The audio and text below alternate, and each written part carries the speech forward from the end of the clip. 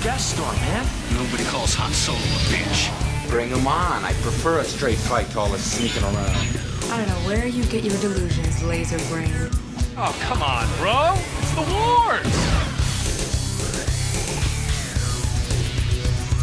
wars. Riding the Star Wars roller coaster right now. The last couple weeks have been filled with a bunch of highs and lows, but right now we kind of feel like we're in that level spot in the middle. This is The Wars and More. I'm Joe, and of course with me is my good buddy Doug. Hey Doug, how you doing this week? Doing pretty good, Joe. How are you doing? I'm doing all right. This week's kind of calm. Yeah, it's calm right now. It might get a little rocky in a little bit. Yeah, I mean we've heard like this is going bad, this is going great. You know. Oh yeah. New projects. This week's kind of leveled off, kind of smooth, but we'll see, right? We'll see.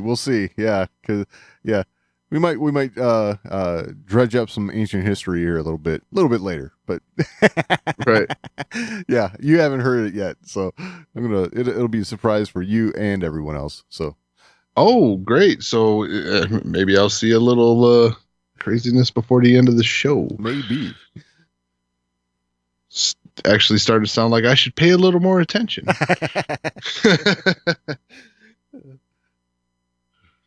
But anyway, like we've had a lot of talk about like, you know, craziness that's coming down the pike, delays, things like that, but there's been no official announcements. Right. So it's still calm on that front. Cassian still seems to be moving okay. There's no official announcement. Rumors say it's, you know, headed the wrong way, but officially all is quiet. So exactly. You know, I guess where there's no news, it's good news. We can only assume. You know, there's a lot of stuff that gets done kind of while we're not looking, or when they're not telling us anything, it usually means stuff's going on. So hopefully that's the case. And yeah, because they're too busy to talk. Exactly. That's kind of what I'm getting at. It's I don't know.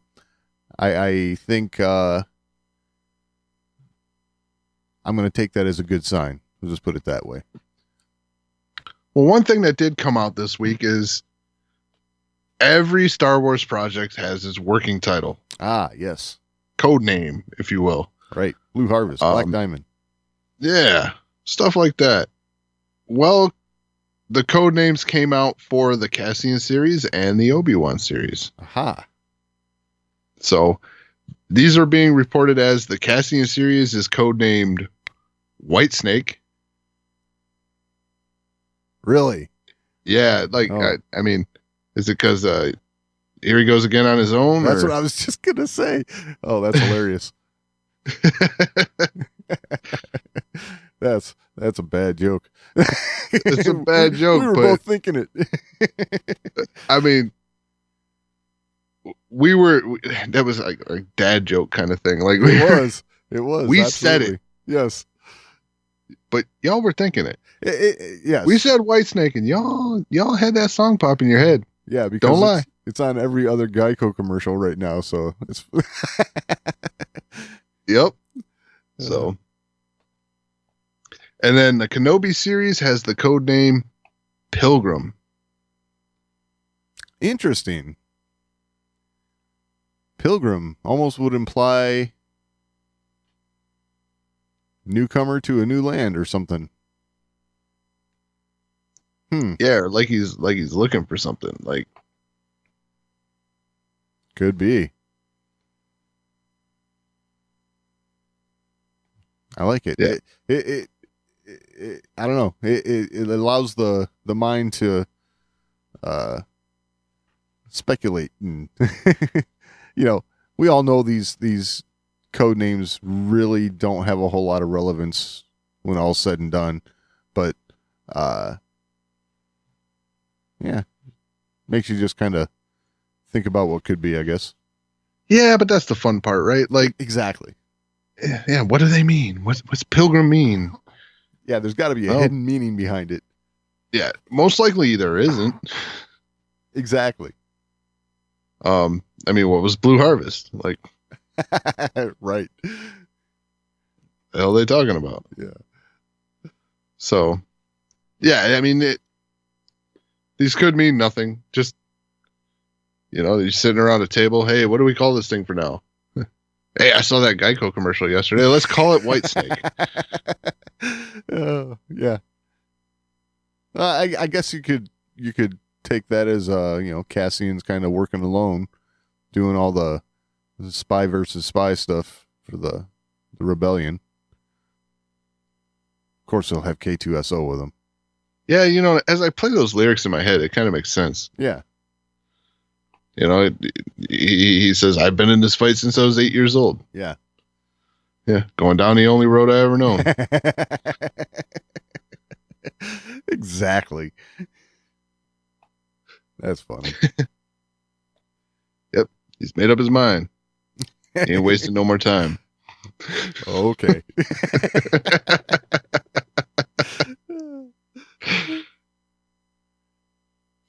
It's like we're predicting the script. Yeah.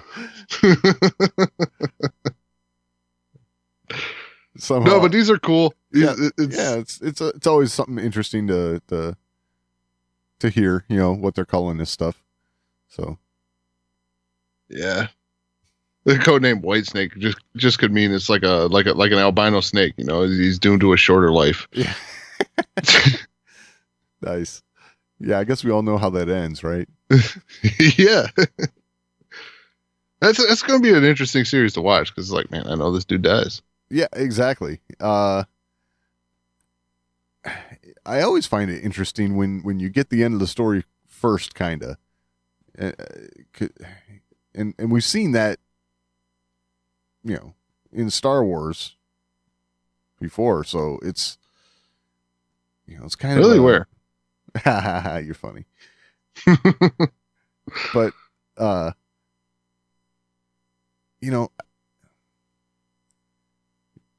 you see the end, you wonder how they got there, and then when they go to tell that story of how they got there, it's, I guess you put all the pieces together, you connect all those dots as you're watching, so yeah, it's always fun to put the pieces together, like the other one you're talking about, Vader's arc. You get the end story for Vader before you get the beginning. Exactly. And that was an interesting story to watch, to see the beginning. How does he become that? Especially when they introduce him as this like innocent boy. Oh, exactly. Oh, that one of my favorite Star Wars movie posters was 9-year-old Anakin with the shadow of Vader. Yeah. Now, yeah, that was an awesome poster. Yes. Now, I have to say, I had some sort of, preconceived notion of what, I don't think, I don't know. I guess I always thought that Vader or Anakin always had some sort of dark streak to him the whole time. You know what I'm saying? And going into the prequels, finding out that he was this gifted boy and then falls in love, and it's this whole quest to save the people he loves from dying, kind of thing. It was a twist for me that I wasn't expecting. So yeah, it's like, wow, this is this twisted villain that we got, and then like the whole story is like, well, his heart was in the right place. Yeah, and to watch the original trilogy in isolation, which is all we had prior to the prequels, you never would have thought that, because Vader was just this, he was the ultimate villain, to put it bluntly. I mean, right. There was no no heart in the right place for that character. At least you didn't see it then. Right. So, it definitely made the prequels interesting in that respect for me. So, and I could appreciate them for, taking me down a path that I really wasn't expecting. Yeah, who would have thought the lesson there is that you can actually love people too much? Yeah. Yeah, exactly. Like your desire to protect others can actually turn you into the villain. Yeah. There's got to be a balance in all things. Yeah, for sure. So I guess the main lesson there is like if it's for selfish reasons, then it can be bad.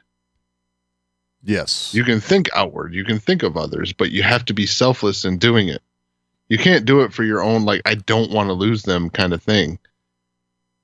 You can do it because you want to help other people, you want to save other people, but you can't do it because you can't afford to lose them. Yes, and the wise old Jedi Yoda touches on that with Anakin, right? Yep. If you truly, what's the word he uses? If you truly care for them, then you need to let them become one with the Force. Yeah. Yeah, you can't let it be any means, Exactly. At all costs. All costs can be bad. Yeah. All right. So last week we talked about James Mangold. Uh-huh. And his alleged upcoming involvement in Indy 5. Uh-huh. Well,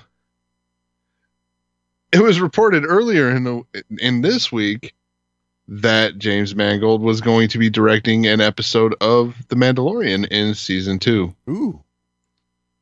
Not so fast. Uh-oh. Ron Howard shared one of those articles on Twitter, naming him as being involved. And he says, "Hey, Ron, I'm so pleased if it's true about Bryce directing another part of The Mandalorian. But I can tell you it's not true about me. Not doing it. Never discussed it. And I suggest fans should look at who's reporting this and make note that these sites present conjecture as fact." Ooh. Throwing a little shade there too, huh? Yeah. Shots. It's true though. Like, Sure. if you hear a rumor, you gotta say it's a rumor. You gotta. Absolutely. You can't just go, "Oh, I heard this might be true. This is happening." Hey, rumors are fun to talk about.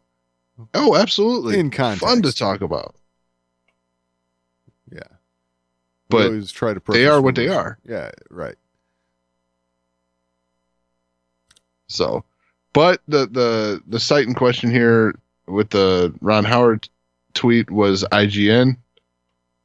IGN quickly updated their article to reflect that James Mangold was not going to be involved. Okay. So, good on them. Yep. To their credit. Yes, for sure. Yep. IGN is not they're not a bad site. That's No. they typically do pretty good with this kind of stuff. But in the rush to be the ones to say it, may have made a mistake. Yeah. And in today's climate, a mistake like that can, send a firestorm your way. Yeah. Yep. Especially when the person involved is so willing to go, yeah, this is BS. Right. Yeah. At least, give James Mangold credit, He's, come out and say it. Come out and say it. Exactly. And he's setting the record straight. So that's good.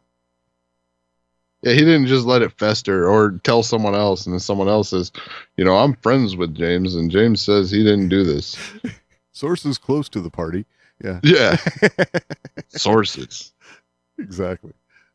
That's always like the hardest thing with all this is like trying to sift through all that. Oh yeah. Sources say, well, who's your source? Right. Yeah.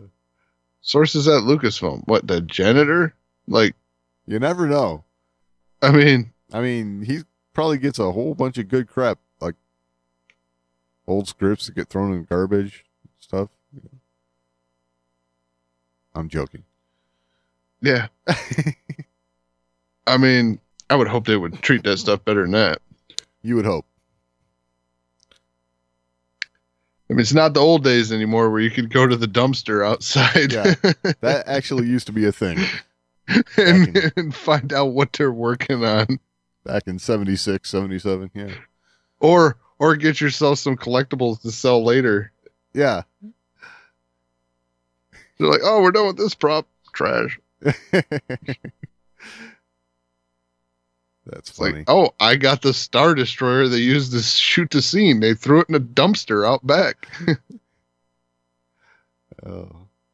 If they only knew. Yeah.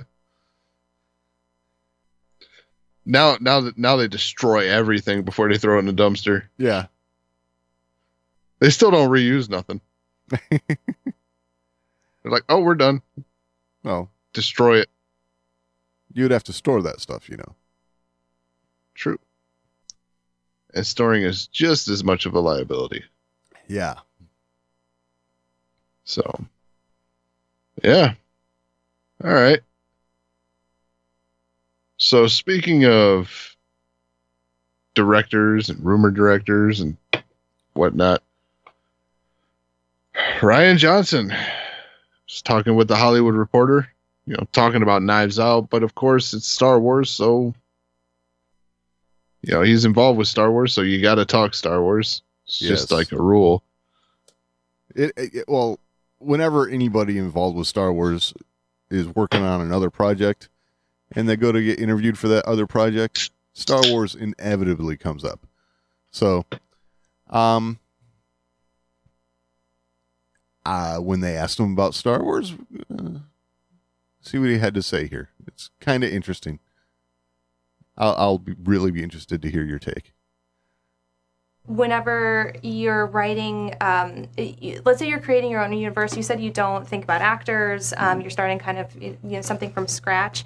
How is that approach versus something where you have a pre-existing universe? Like if you're writing characters for Star Wars, you have this universe, you have characters that everybody knows, and then now you are doing something from scratch. Like, do you find your approach is different for that? No, not at all. Because I don't, I don't know. I don't really think in terms of universes, like or in terms of creating worlds or whatever. That's not that interesting to me. The only thing that's interested in me is story, and the story specific to like whether you're writing a Star Wars film or that's part of a 3-movie trilogy or quote unquote original thing like Knives Out. You're still telling a story that's new to the thing that you're doing, that it has to work within the context of that movie.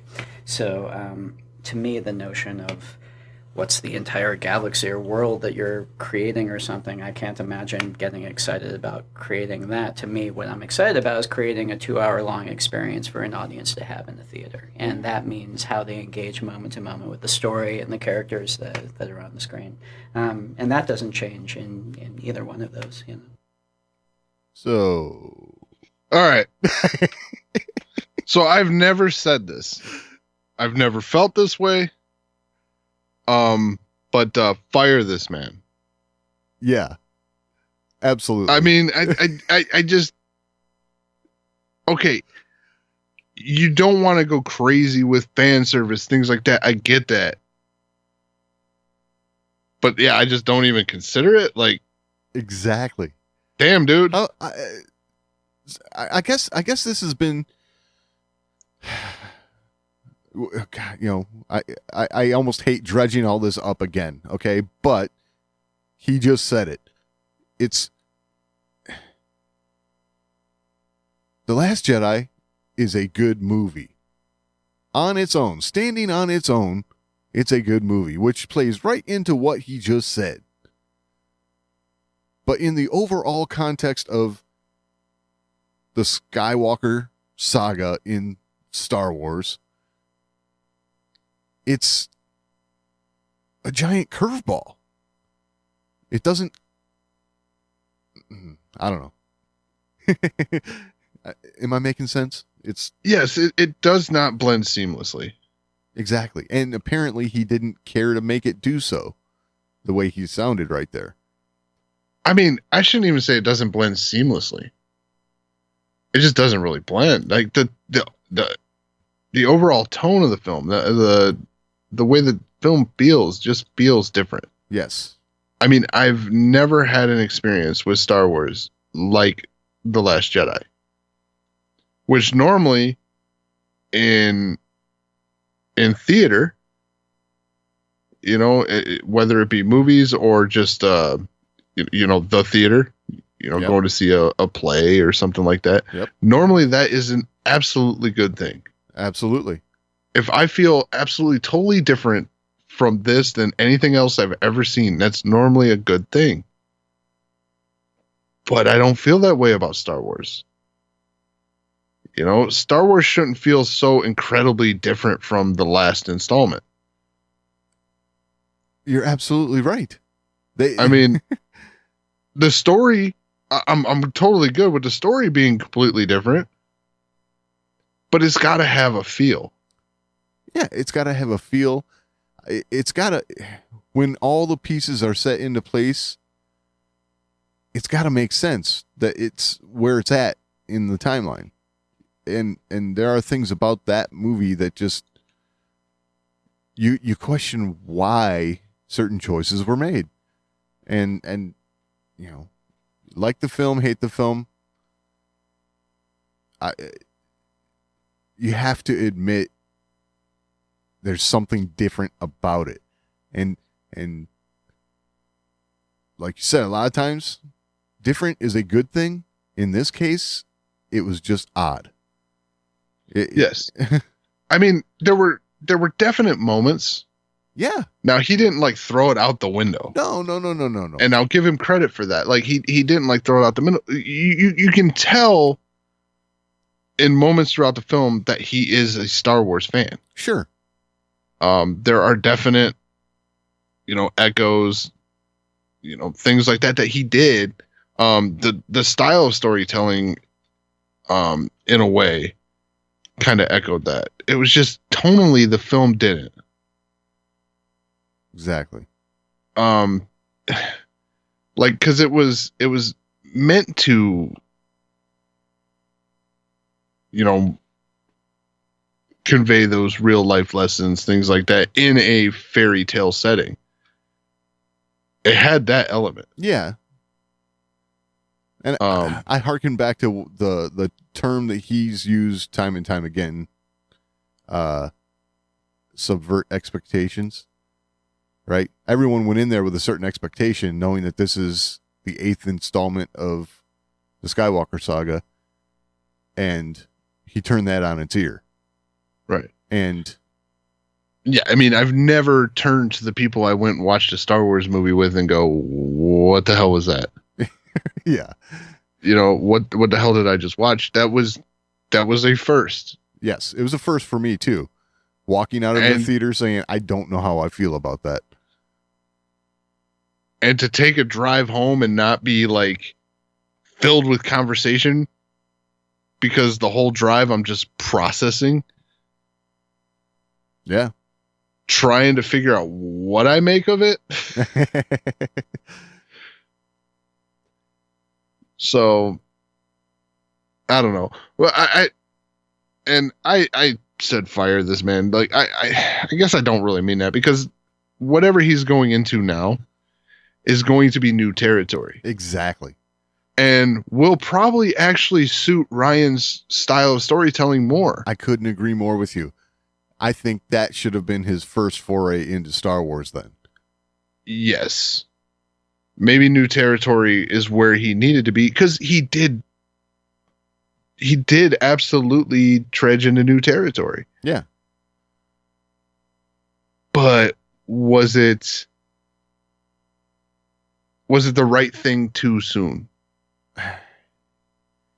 My thing is you don't approach Star Wars with all of the familiar characters with the let's do something new thing.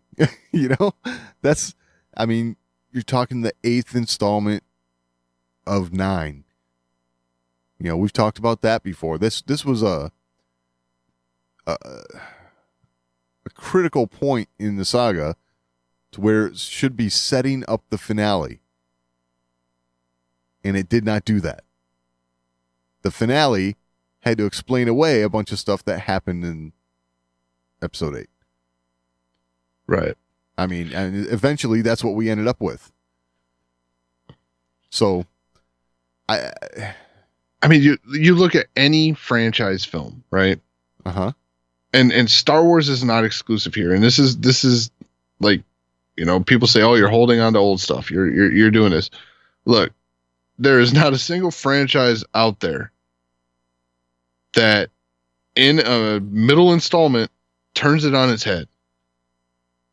Right. It just don't. Jurassic World feels like Jurassic Park. Yeah.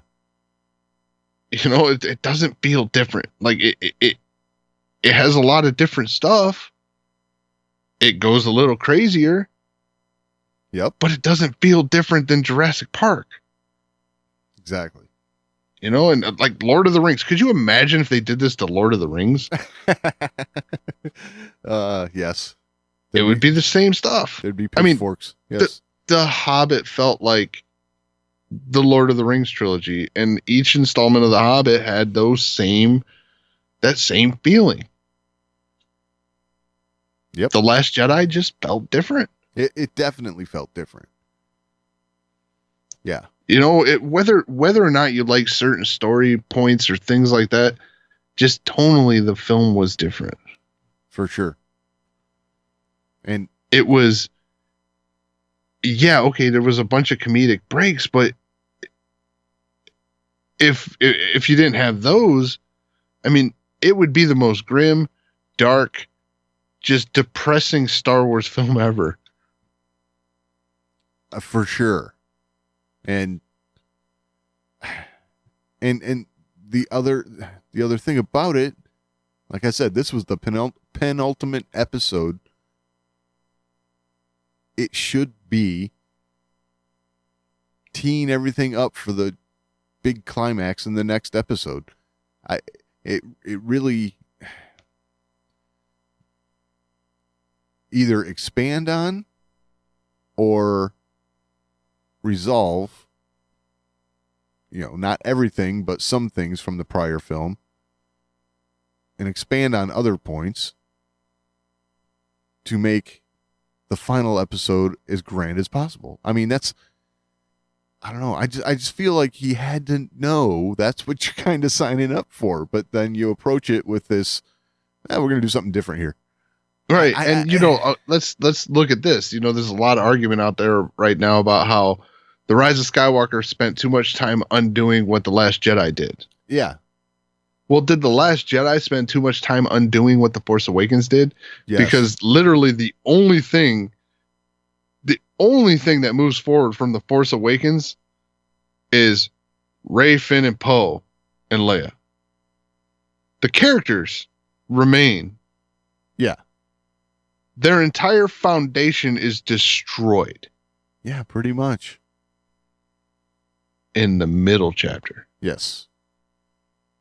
There was no hope leaving that film. No, in fact,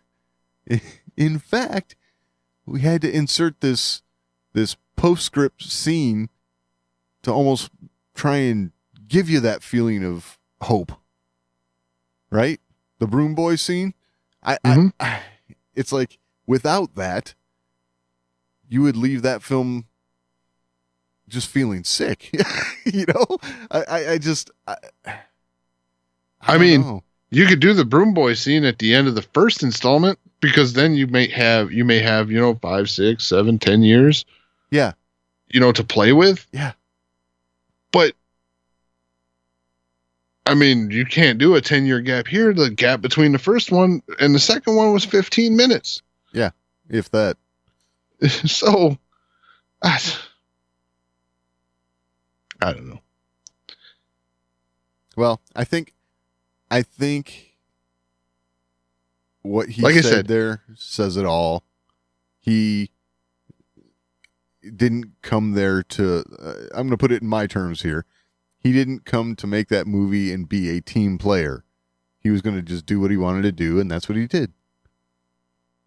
Yeah, he didn't come there to tell George Lucas's story. He came there to tell Rian Johnson's story. Exactly. And that would and probably will be fantastic in the part that has nothing to do with George Lucas's story. Exactly. I mean, he definitely that attitude right there definitely has ushering a new era of Star Wars in kind of attitude to it, like kind of feel, it's kind of encouraging even. Yep.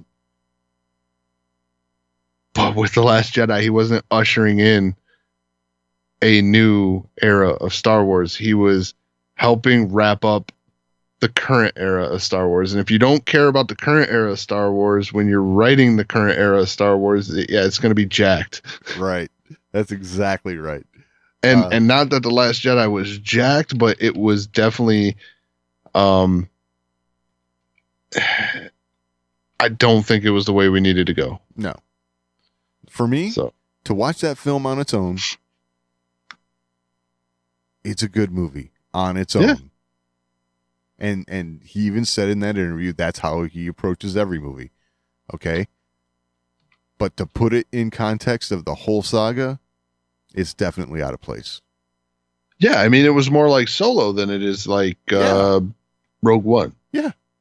Rogue One fits in way better than The Last Jedi. Yeah.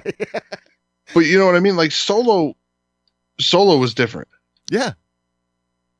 So like, that's what I would say. It's more like a Solo type installment than it is like Rogue One. Rogue One was meant to fit in. Solo was meant to be different. Yep. Even though it was a familiar character, the intent was it to be different because this is before he became the person he was. Exactly. So you got some room to play. Yep. All right. Yeah. Well, last one on the docket for interviews right now is Ian McDiarmid. Ian McDiarmid was talking at Comic-Con Brussels. Yes, he was. I don't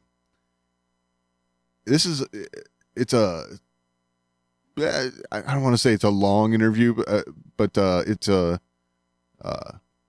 was an interview at first, turned into a Q&A, and it's like 35 minutes, but it's all good stuff.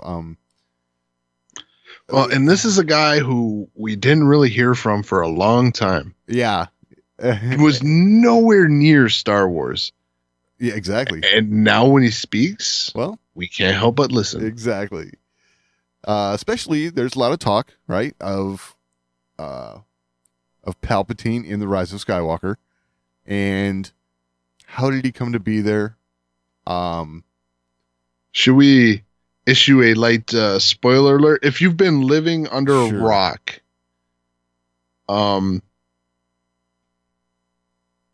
we should probably issue a little bit of a verbal spoiler alert here, just because, yeah, there's been some stuff that's come out of late, and I'm sure we're going to go into it with this discussion. A little bit, yeah. So there's your warning. Spoiler alert for the novelization of The Rise of Skywalker. Yes. So this does get touched on in the novel, as I understand it. But apparently there was also some stuff that didn't make it to the big screen regarding this. So check this out. Hello, and welcome to Beltone. Hi. I was wondering about cloning the Emperor, because some of us were already familiar with that from some of the comics, but did you know that this idea existed, and how did you feel about it, and how did you incorporate it in playing the character? Did I know what existed? The cloning thing. The cloning thing. Yes. Well, of course, there were all sorts of explanations for why I might return. But it's interesting, there was, I think I can reveal something. At one point, the script had the line in that first scene with Adam, when he says, "You're a clone." And I said in that original script, which is no longer with us, more than a clone, less than a man, which seemed to me to sum him up, really, because we knew that, well, the camera has already snaked past the clone tank, in which there are various versions of Snoke. So, I like how he went into character there. He's great at that. He goes in and out in this interview a lot. Yeah, he is great for that. But apparently, that part of Kylo approaching the Emperor at the beginning of the film was cut. So that would have answered that question that we've all had since seeing it. So interesting that they took that out. I'm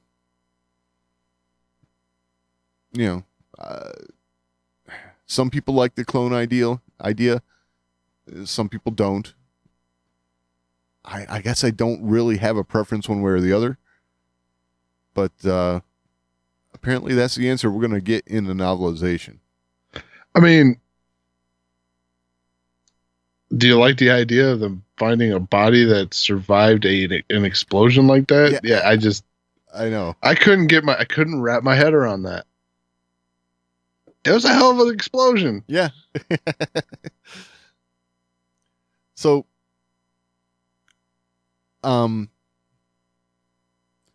with this, with the stuff that I got from him here in this interview, I tried to keep it to like story stuff and maybe a little look as to what we can glean from what JJ had been thinking and how the story was playing out. There's been a lot of talk of, what happened to Palpatine, right? Last we saw him, Death Star 2 blows up.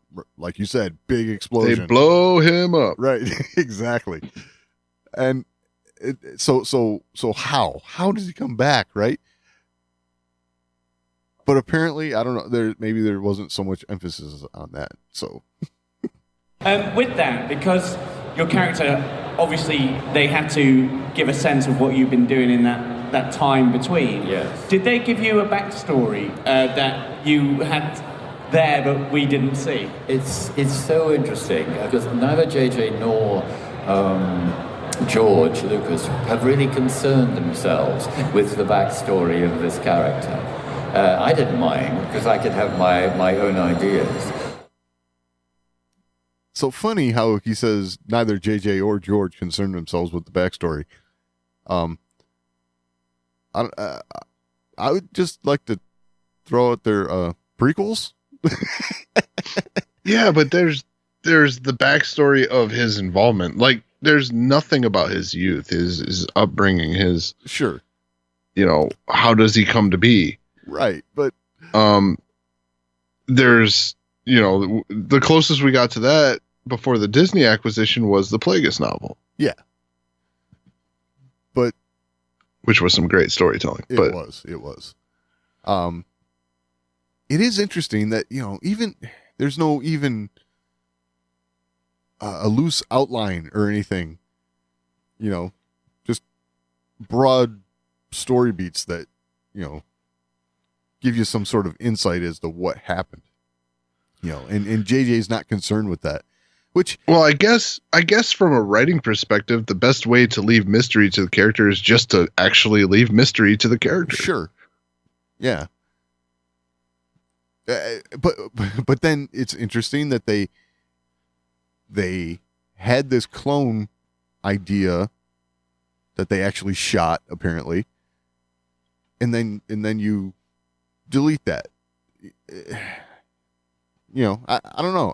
I'm not upset about it. Well, I think or anything, the but removal was purely for time. Yeah, it could be. This is something they saw that as something they could explain away in a novelization and comic book, something like that, and not upset people too much. It's funny because it is a question that people are asking a lot, though. I think they knew that would be the case, but hey, we can sell other stuff. Yeah. Well, I know the novelizations always have a few extra scenes added to them, we'll say. Right. It's thus far, I would say this is probably one of the most significant. Yeah, most significant. From all the novelizations that I've read, a lot of them they don't really change what we saw on screen too much. This one is like, oh, okay, so now we know how that happened, So, well, I mean, it does explain a little bit more his very, very vested interest in someone of his bloodline. Yes. Because his idea was to leave that body and enter a new vessel. Yeah. Why not enter a new one with that Palpatine blood? Yes. Apparently in the novelization that goes a little deeper as well, which I don't know if we have time to get into that right now. So we'll get there eventually. But I have heard some stuff about how actually Rey comes to be. Let's put it that way. That okay. Is pretty interesting and weird. So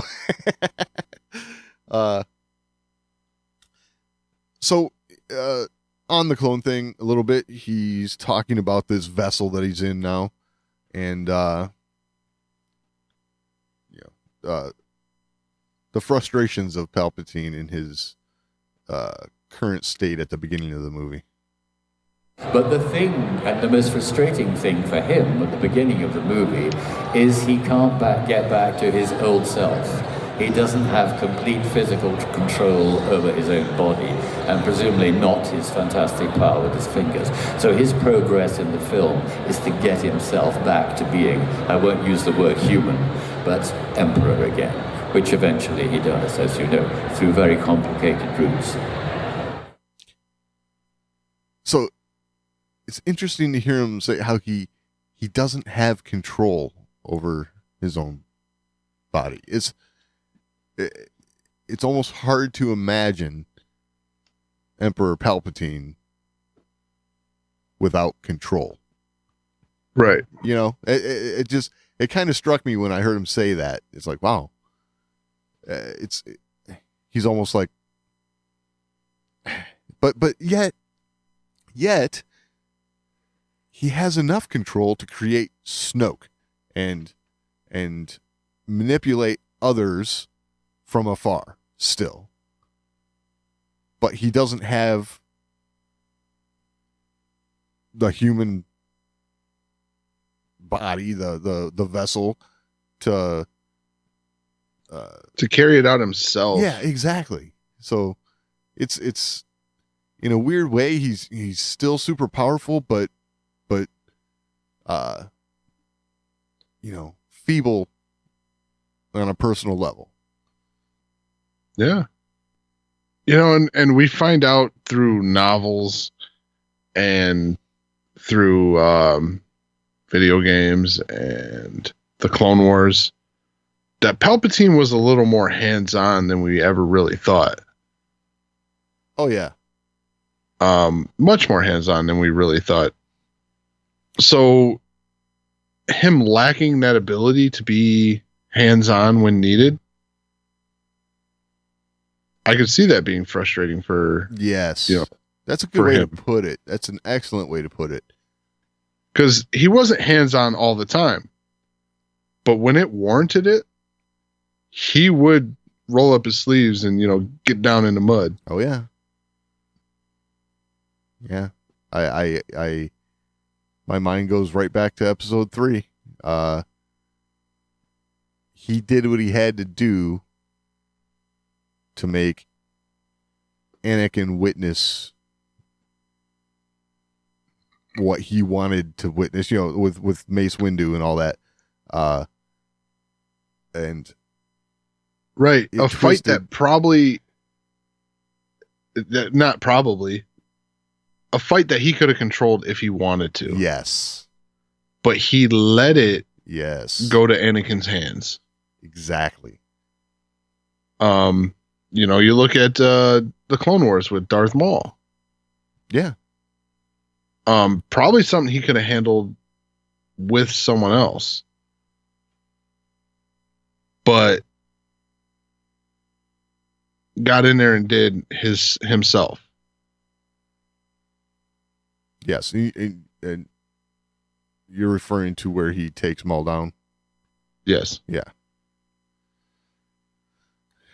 So after being that kind of in control, it would have to be hard for the Emperor to be stuck attached to this machine and not be able to have that kind of control for so long.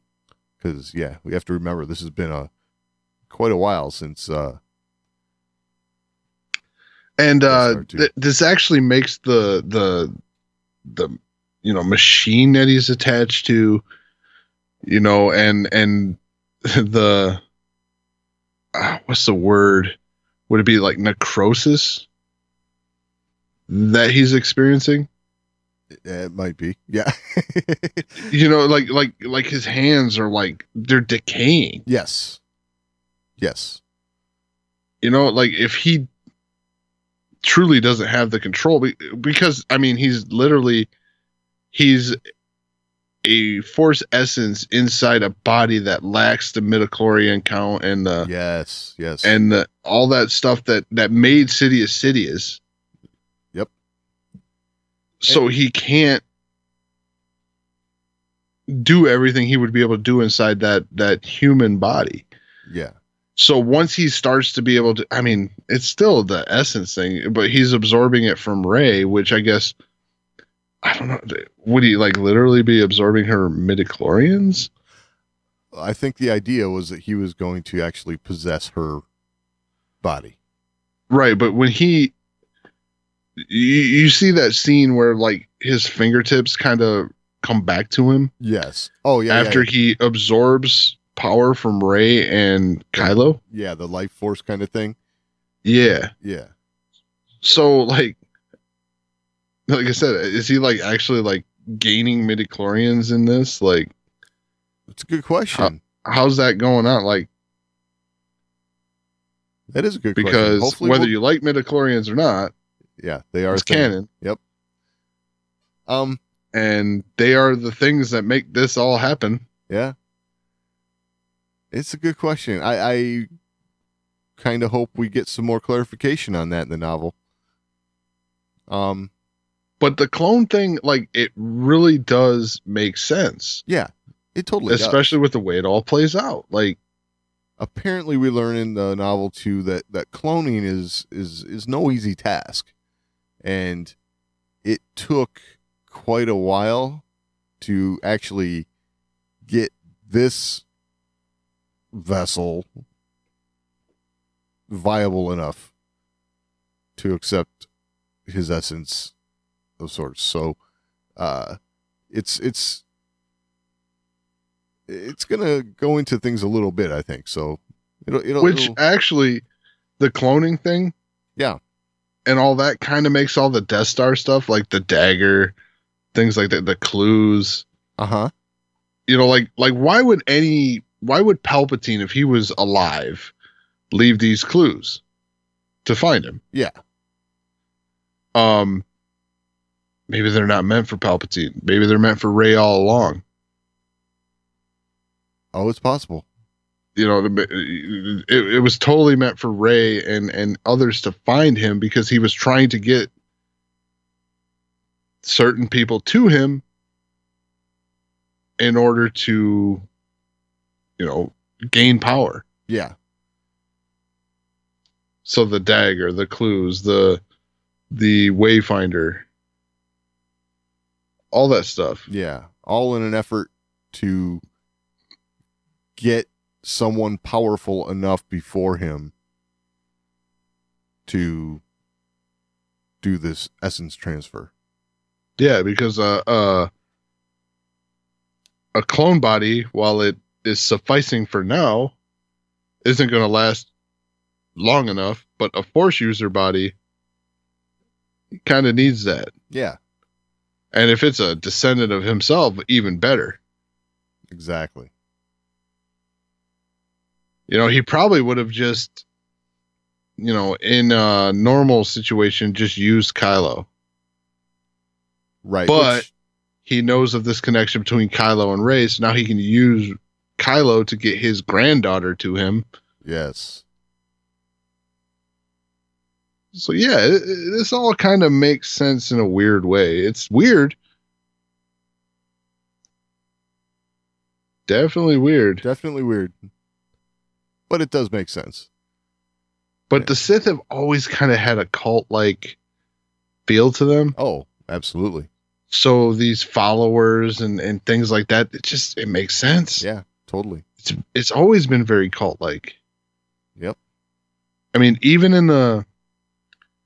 I say it again. I love going to this novel. But it's because it's damn good. Plagueis finds this this world of Sith pretenders, right? Yep. With this prophet. And, she's like, "Oh, you are, I should be calling you master," things like that. And he's like, "Oh, no, your message is premature." He kills her, all that good stuff. Uh-huh. But his end game had been felt by others and almost worshipped by others. Right. So little following sprung up, even though he wasn't involved, even though they didn't actually know who he was. Right. So the fact that Palpatine, who was the face of the galaxy, who was out there, at the end, a known Darksider, that a cult-like following of acolytes would pop up and want to bring him back is not at all unbelievable. No. And given the size of a galaxy, that could number lots. We'll just say a lot. yeah, we saw the scene. Lots. Yeah, exactly. Because even when they panned out and showed that in the Rise of Skywalker, I was like, damn. Yeah. That's a lot of people. Right. And then you see all the Star Destroyers, and then there's soldiers and people on all those stars. It's like, yeah. The hell? Yeah. How'd the Republic miss this? Well, like, how do they call Leia crazy if this is going on? How do you miss this? Oh, that's the beauty of the, and we didn't get much, right? It was very subtle, but the politics of the sequel trilogy, when times are good, there's an old saying, I'm gonna screw it up, right? But good times make weak men, right? And right. It goes on, but I think that's what we were supposed to be seeing there, is that because things were good, no one wanted to look at the possibility that things could go bad. So yeah, it makes sense. No one even wanted to consider that, what happened before could happen again. It's arrogance. Exactly. You know, no, we figured out this problem. We won't let this happen again. Why are you overreacting? Right. Yeah.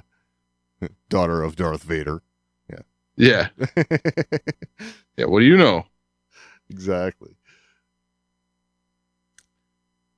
Well, hopefully, we'll get a few more nuggets of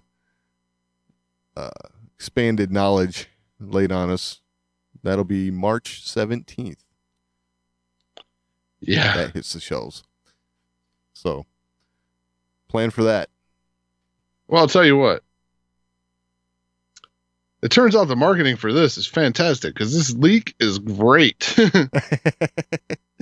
And I guess it's not really a leak. It's because they released early copies for the conventions and stuff. Yes. Exactly so, right. Of course, this is going to get out there. Yep. Yeah, right on. I'm sure we'll get more, and I can't wait. Yeah, I can't wait to get my hands on this novelization. I can't wait to see what other pieces might be connected. Because it was a very busy film. Yes. And yeah, there's lots of questions. For sure. Have something to add to the conversation? Or you just want to let us know how we're doing? Email us, show@thewarsandmore.com. That's the best place to get in on the action. But if social media is a little more to your liking, @TheWarsAndMore on Twitter is always a good place to interact with us. And we're also on Facebook, facebook.com/TheWarsAndMore. And of course, your portal to this and everything else, The Wars and More, is thewarsandmore.com. All right, so now it's time for our new favorite part of the show. Did y'all know the Clone Wars are back? Yeah. So week 3, and man, still rolling. Still rolling. This thing was like action packed, wall to wall. If you were looking for the Clone Wars, you got it, because this was like the war part of the Clone Wars, like in a big way. In a big way. This was, man. I don't know. This was not a super deep episode, right? We didn't learn any new revelations or anything like that. But it was action front to back. And I don't know. I was impressed. It was really cool. Oh, and visually just stunning. Like, yeah. That's not something I think they could have pulled off in the early days of the Clone Wars. Not like that. No, we were impressed with what they did for the time, right? But we're talking, that was 12 years ago. Now, what they're doing now, God, this is so rich. I mean, ton of detail, ton of action.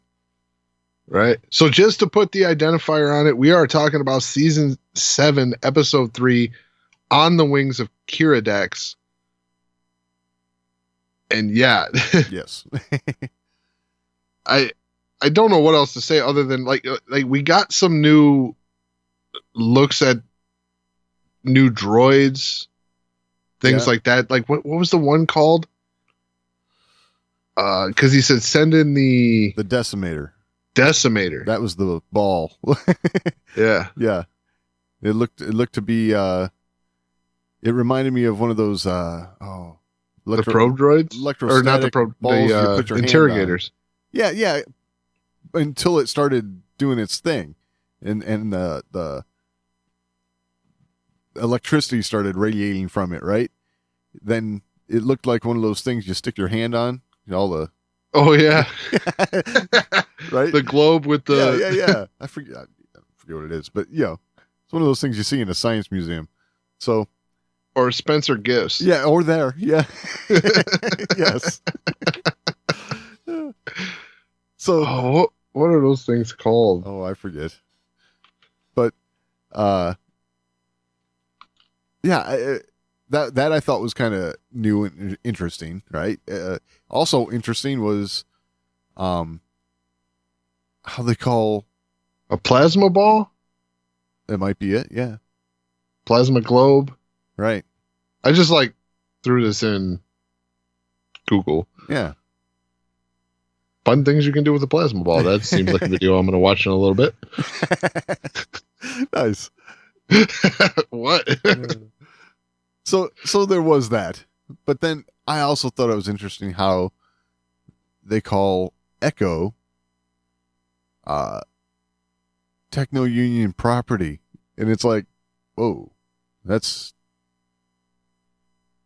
a little crazy.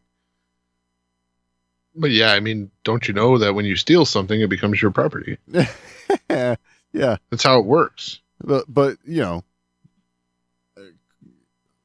one thing, I guess if there's any deep thing about it, that's what you could dig into, because that's how the Techno Union felt about him. Even though he's a clone, we've seen all the individualism between all the different clones, and the Techno Union doesn't consider that at all. So, and there was a nice little comment about the Techno Union claims they're neutral. Right. Yeah. That was Rex talking to the, I forget the name of that species. The indigenous folks on that planet, right? Yeah. They constantly refer to them as the natives. Yeah. But I do not remember the species name.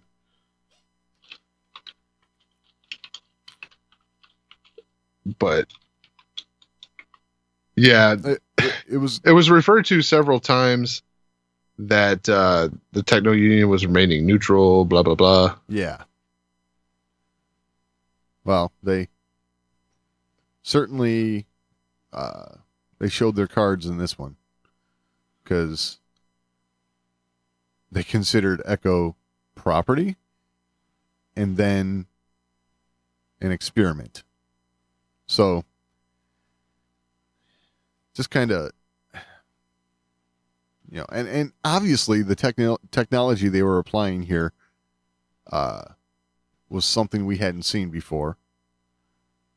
Because, you know, it was allowing the Separatists to anticipate all of Rex's moves.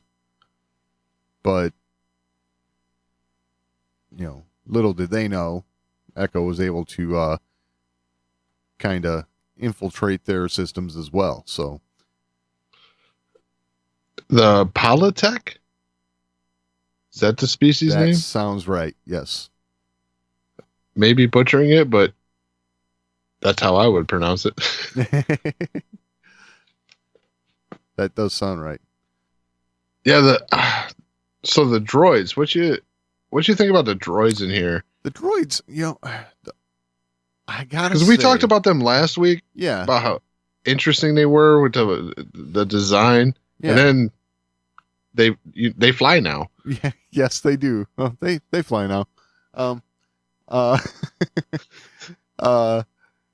Yes, which is okay. But I gotta say, the thing that started to bug me a little bit about them was that they had all of the B1 voices.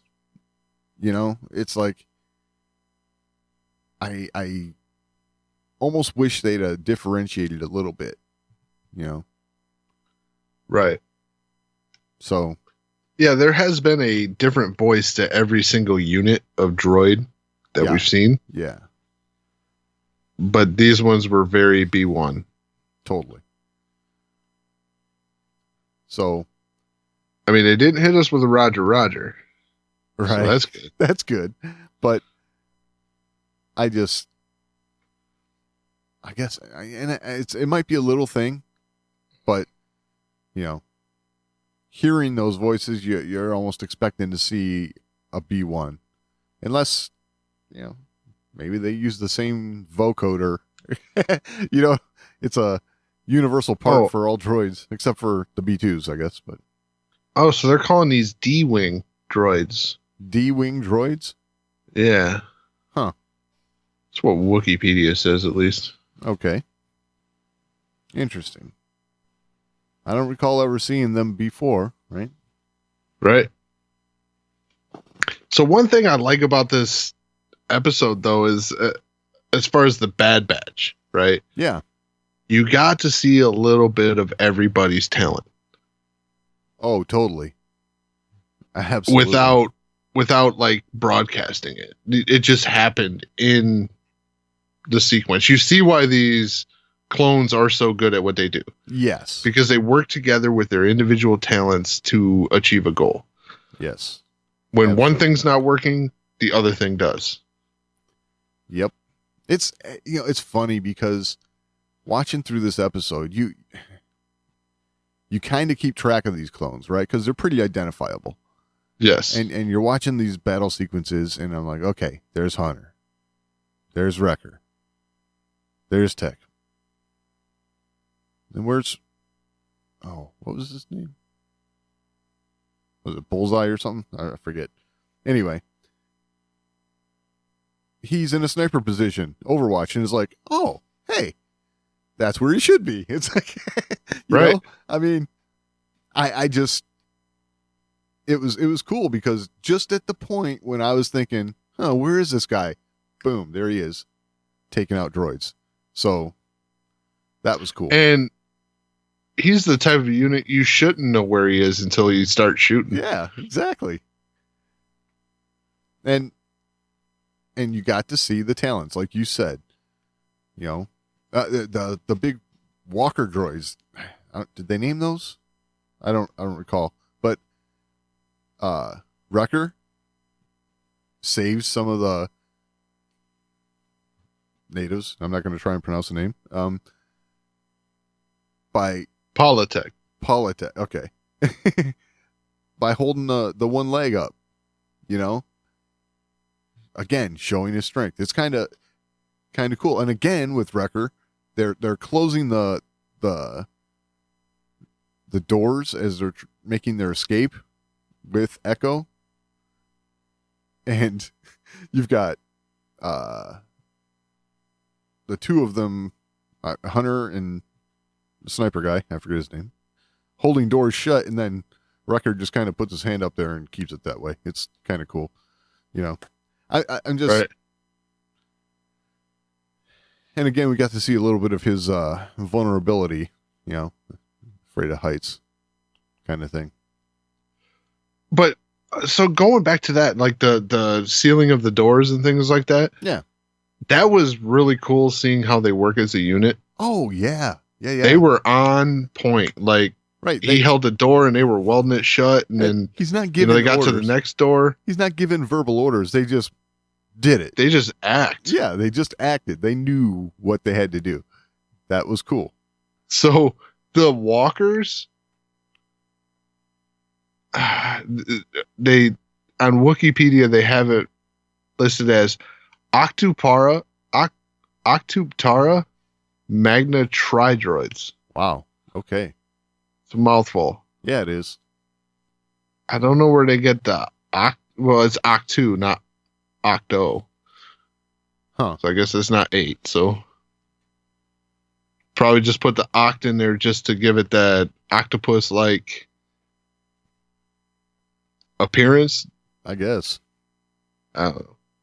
But, you know, we got to see a bunch of the Techno Union's tech, basically. From the Decimator to those things. The D-Wing droids. That's kind of cool. You know, yeah. It's all. I'll just call them the War of the Worlds droids. That's kind of what they look like. Definitely. But it is cool getting to see all that. Because you would expect them to have kind of like all the very latest stuff. Almost like, yeah, we just run on prototypes kind of thing. Yeah. So you could expect it to be different from everything else that the clones have been battling. So. Very cool. So, like, Wrecker throwing Rex. Oh, that was hilarious. Yeah. Oh, no, not again. Yeah, that was funny. But to see the same thing when Anakin, levitates Wrecker up, Yes. He's like, whoa, whoa, whoa, whoa. Yeah. Yeah. And then he's like, what is that? Well, it's trying to get me. Yeah. And then I love that character too, because again, when they're on Scared of heights. the balance beam thing, it's like, oh, don't look. Oh, I looked. Oh, no, I'm gonna be sick. That was great. I mean, and then they actually pan off to the other side of their little caravan there, and you hear him in the background still. He's like, oh, just keep breathing. Just keep breathing. Oh, that was great. Oh, yeah. I mean, I love this group, and I am excited about next week, but at the same time, I know next week's the end of this. Right. And I've had a lot of fun watching this crew. Yeah. I think we've said it, right? That we were expecting this to be like, oh, I don't want to say like the warm-up arc. Yes, you know? That's a good way to put it. The warm-up arc. But my God, I still kind of expect it to be that way. But my God, it has been an awesome arc. Oh, the rewatchability of this arc going forward, is high. For sure. Very high. It's been very enjoyable to this point, and the characters that they've put forward are characters that, I mean, in the beginning you're like, yeah, whatever, you know, okay, cool, you got some clones that were, you know, mutations. Yeah. But as you get through it, it's like, man, these guys are just fun because they're so unorthodox. Exactly. It's like your ragtag mercenary group that's so good at it because no one can tell what they're going to do. Yeah. Because they don't know what they're going to do when they head in. And it was mentioned in, I think it was the prior episode, right? No one knows what they're doing because it's like, who do you guys report to? Don't report to anybody, kind of right. thing. It's like, oh, okay. They're just out there doing their thing. Yeah, and that's why they're so good. Because they are a group that is good at acting in the moment.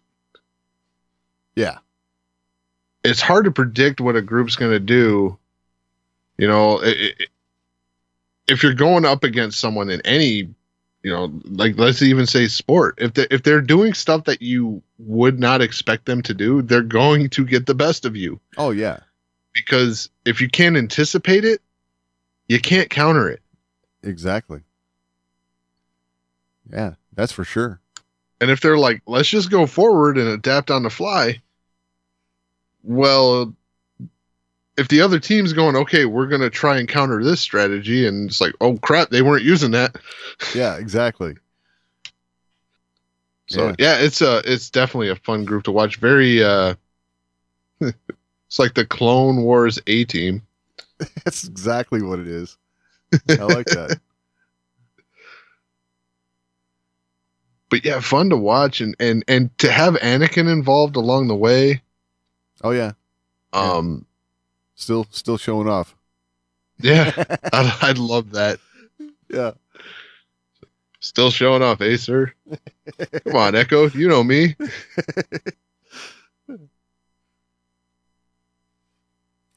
But that the other thing that this is doing is it's showing Anakin's heart. Oh yeah. You know, he connects with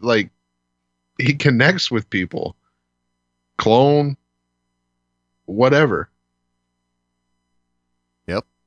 There's a lot of it just adds to that character because he cares. It's hard because it's like, wow, he turns into such a bad guy. Oh yeah.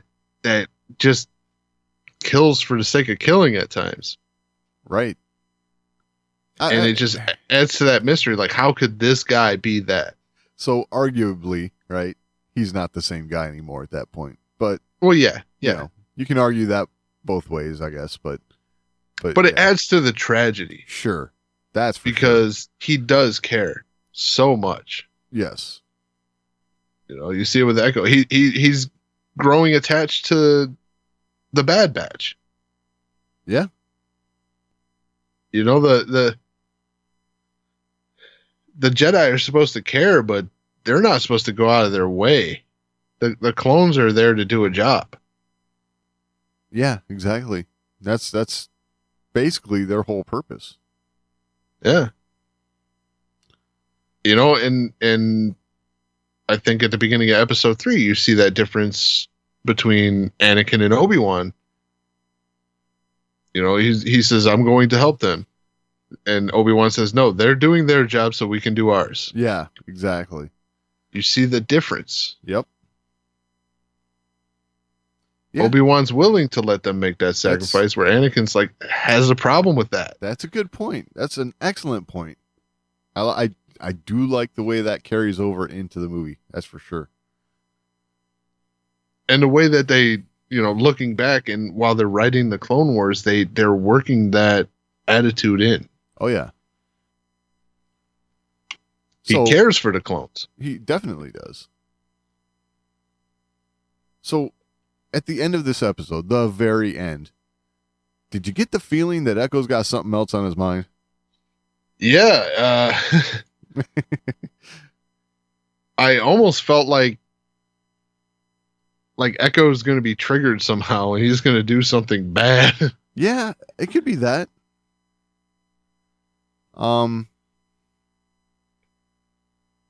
don't know.